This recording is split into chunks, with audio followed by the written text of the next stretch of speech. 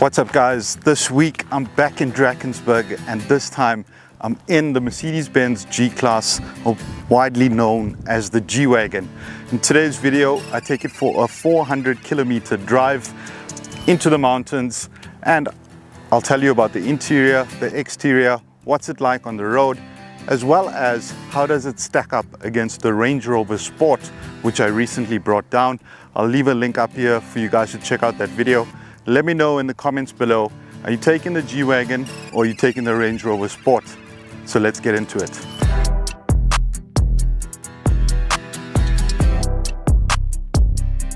Welcome back to the channel. My name is Murali and you're watching Auto Advisor. This week's test unit needs absolutely no introduction. It's the Mercedes-Benz G-Class. It's iconic, it's timeless, and it's literally legendary, right? Been around and in production since 1979. This is the 45th anniversary Schockl edition, and it looks absolutely lovely, finished in this obsidian black. Really is staying true to its iconic boxy design. Obviously now introducing a lot more luxuries and necessities in 2024, and I'll take you guys through some of that, right?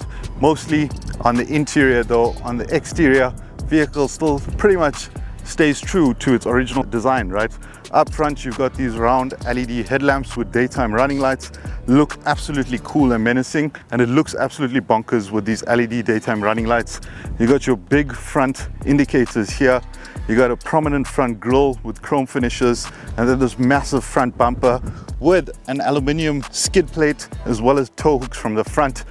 Once you open the bonnet, you've got a 2.9 liter 6-cylinder engine, turbo diesel, 243 kilowatts and 700 newton meters of torque. Drives absolutely like a dream and really is extremely comfortable on the road. Plenty of power, and you can pretty much go anywhere with this thing. It feels really indestructible, right? It is operated by gas strut because it is quite a well built and well put together vehicle. Really heavy, feels really solid.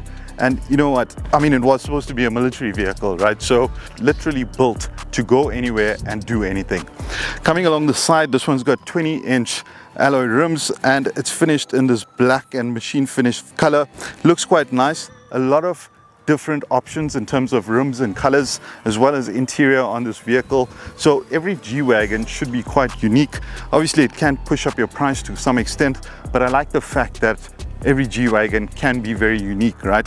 This Schockl edition has all of these cool detail along the side here, you know, along the sills. So in the latch here, you've got this G badging, which literally you got to press in to open the door. And then you've got this big sills, which are quite useful for getting into the vehicle. You've got a sunroof as well up here.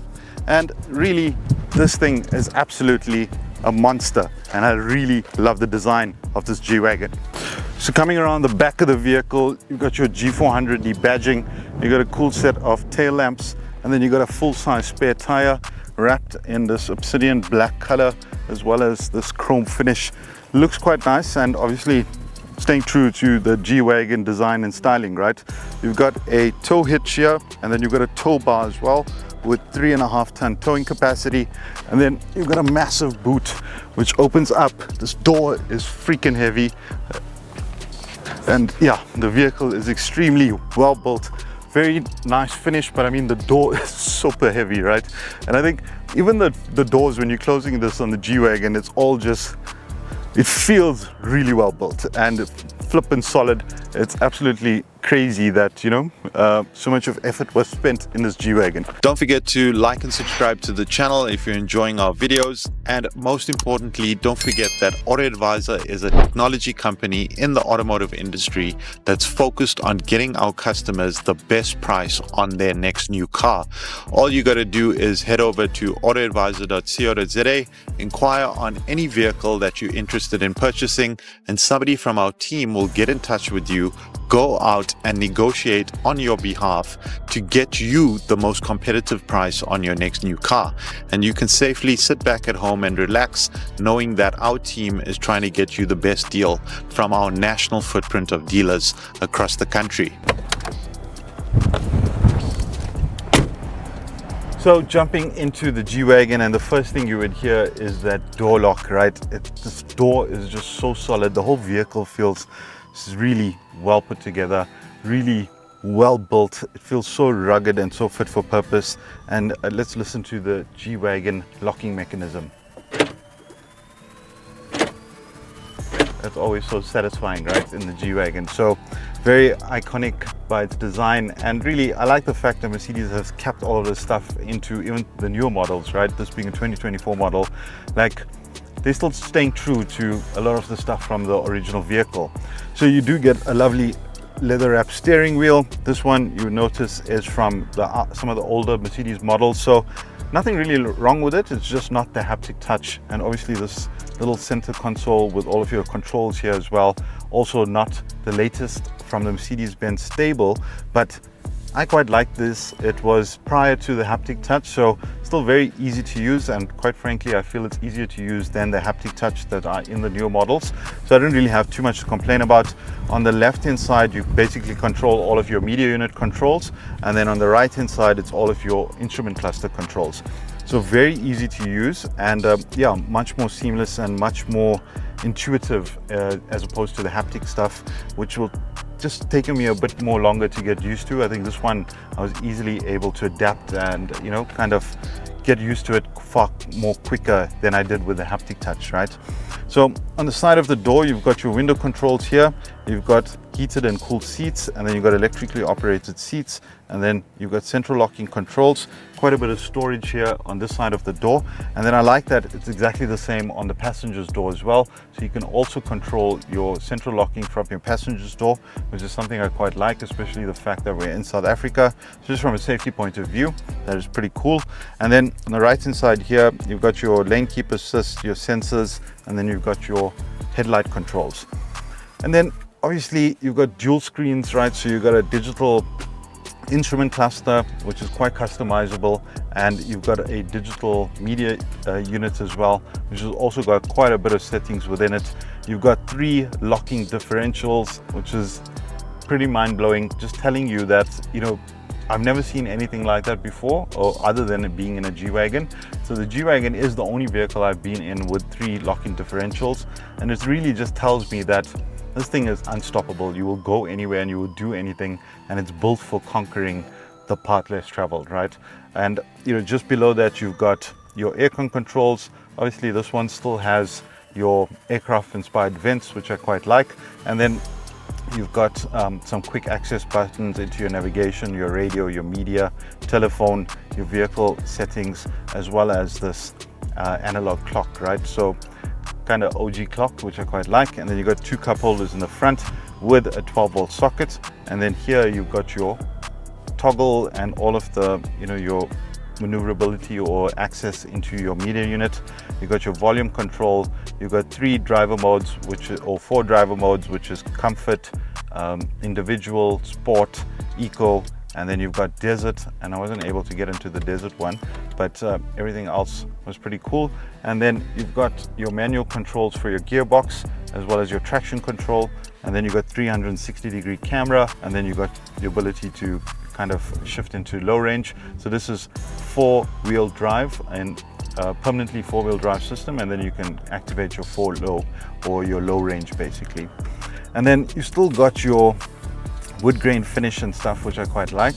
And then, you know, a lot of soft touches along the dash. And you've got this big kind of handle here for your passenger. And then you've got a little bit of storage in your cubby as well. And then the wood grain on the side of your doors as well. This Napa leather, and these seats are absolutely amazing. And then you've got some storage in here in your armrest. You've got an SD card, 2 Type A ports, and you know, just a lot of nice finishes and a lot of nice touches. And of course you got the Burmeister sound system, right, which I think is absolutely insane. It sounds absolutely bonkers, and crystal clear, great bass, and I love everything about it, right? So I think the only things I really can complain about on the inside of this G-Class is that it's not touchscreen, which is unfortunate, and it is Type A ports, no Type C ports.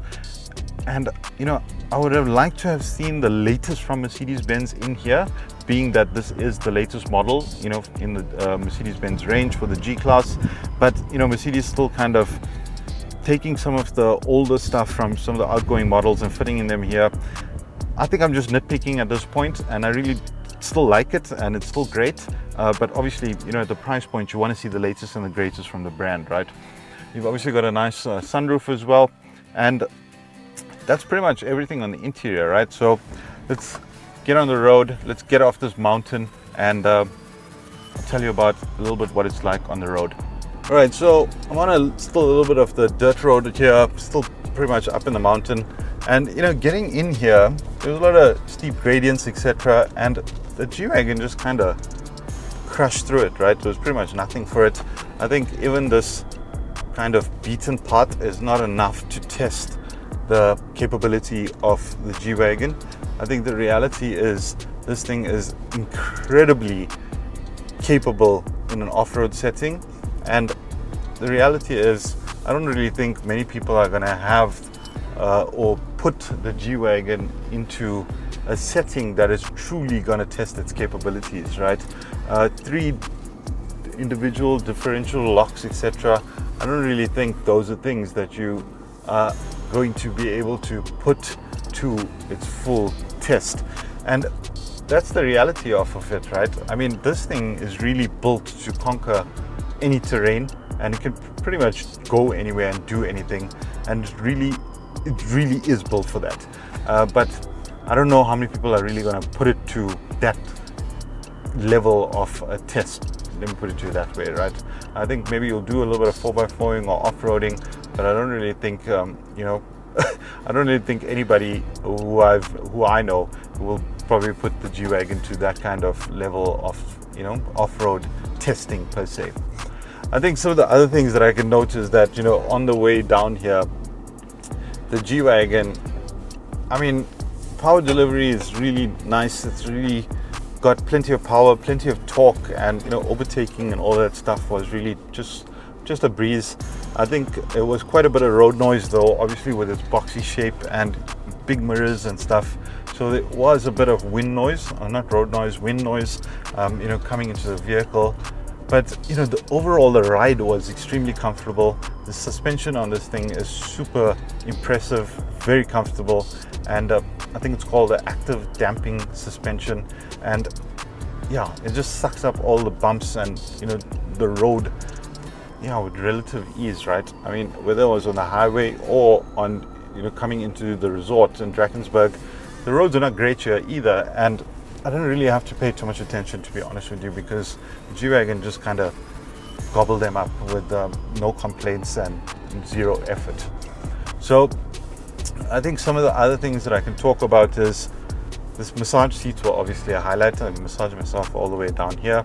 You know, having the 360-degree camera and stuff with all of these different views make it really easy to maneuver the vehicle and park.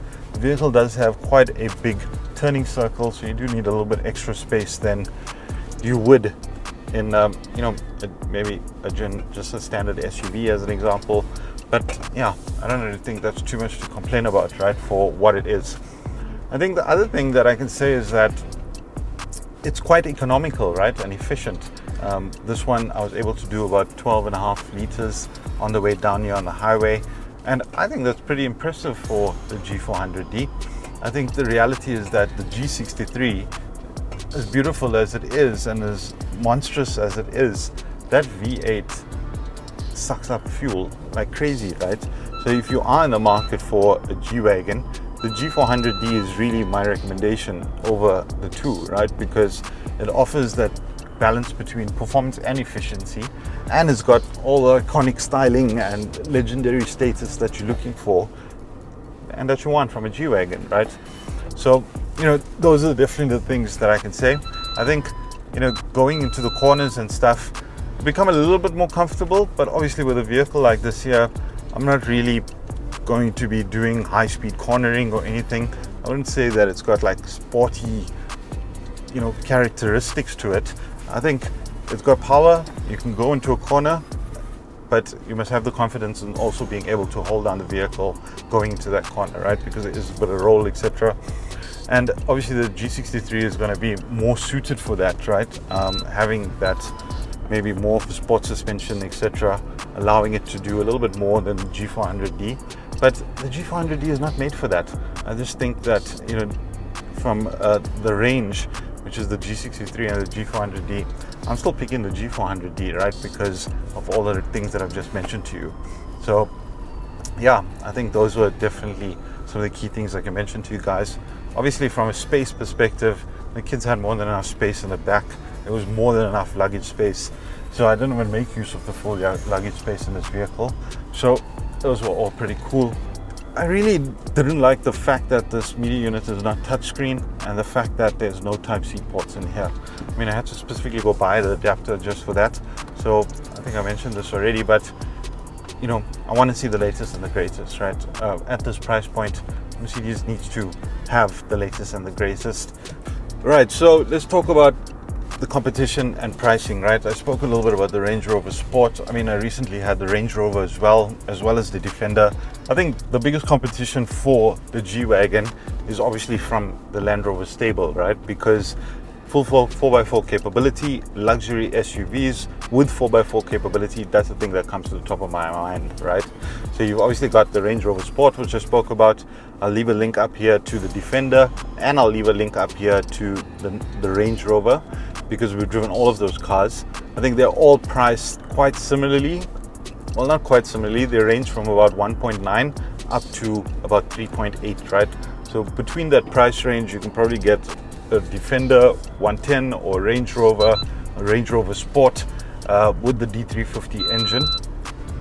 So, and this Mercedes-Benz is the G400d. The starting price is 3.3 million, right? With that Schockl or whatever 45-year package, anniversary package, it's an additional 300,000 rand. So you're going up to now 3.6 million rand, right?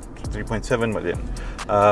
And I think now you're in Range Rover territory, right? Because the Range Rover that we had was, I think, 3.8 million rand. So you have quite a bit of choice in this price range, right? And I think that's the advantage that the Land Rover does have. Obviously, coming in at significantly cheaper. I mean, if you're going for the Defender, it's 1.9 million you can get away. You're saving almost 1.4 million rand. Quite a big saving, right, for another luxury SUV with full 4x4 capability. And it's a really good SUV, right? It doesn't have the legendary status and the iconic status and the iconic design that the G-Wagon does offer, but it is in that price point offering similar kind of features that the G-Wagon does offer. So I linked up to all of those stuff. Make sure you guys check out those reviews if you're looking at the G-Wagon. And as I mentioned, you can get into the G-Wagon for 3.3 million rand plus options. So you can easily go up to 3.7, as this one is spec'd at about 3.7.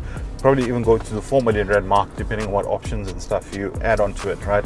So I think additionally, Multiplan is an optional extra on this one, right? Because I saw on the Mercedes-Benz website, they give you the option to add on or top up.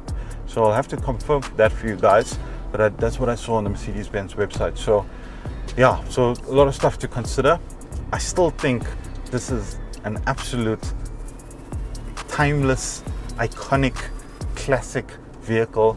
And you know what, if you're buying a G-Wagon, you have zero to complain about, because it's absolutely amazing, right? And you absolutely love it. I don't doubt that for a second.